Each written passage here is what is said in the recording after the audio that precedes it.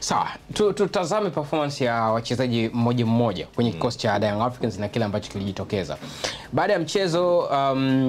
ilikuwa ni kauli ambazo zinaendelea kuzungumzwa. Stefan Kiaziz, Clatous Chota Chama wakiwa wanazungumzwa sana. Kuna kitu ambacho ni kama nimekiona hivyo. Unaweza kanisaidia kidogo kukidadavua kwa uzuri. Inaonekana ni kama kila ambapo Stefan Kiaziz akiwa kwenye kiwango bora, Young Africans ni kama wanapata mabao mengi.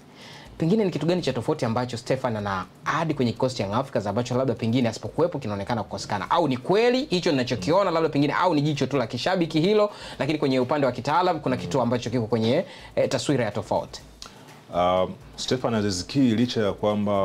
wanasema mapungufu yake, nitataja ambayo ni mawili. Cha kwanza, sio mchezaji unayeweza kumtegemea zaidi kwenye matukio ya kiulinzi, zaidi ni kwenye matukio ya kiushambuliaji, na ndio maana katika miaka hivi karibuni amekuwa ni mmoja wa wachezaji ambao wamechangia kufunga mabao mengi katika kikosi cha Dar es Salaam Young Africans,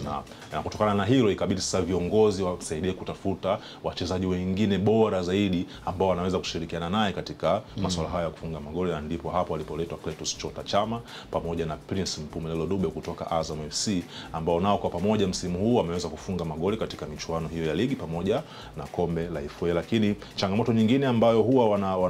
wanaisema kuhusu Stefan Aziz Ki na kila mtu anaishuhudia ni matumizi yake ya mguu mmoja wa kushoto, kwa sababu huo ndio mguu wake ambao ndio wenye nguvu zaidi, lakini pindi anapoamua pia kutumia mguu wa kulia amekuwa akijaribu kufanya hivyo, lakini mashabiki wanahitaji kuona matumizi ya mguu wa kulia pia yakifanyika ili kurahisisha kutumia zile nafasi ambazo anakuwa anazipata ambazo ni za muhimu, lakini anakuwa hawezi kutumia mguu wa kulia, analazimisha kupiga na mguu wa kushoto. Lakini kwa mchezaji wa aina hii ambaye ni level za Afrika, kwa maana kiwango chake ni cha level zinazotakiwa katika soka la bara la Afrika,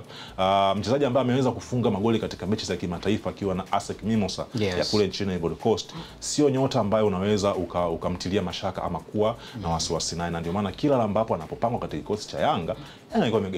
imekuwa akipata matokeo bora na kufunga magoli ya kutosha kabisa ambayo anakuwa akiwahakikishia ushindi ama alama 3 katika michezo ya ligi. Kwa hiyo hii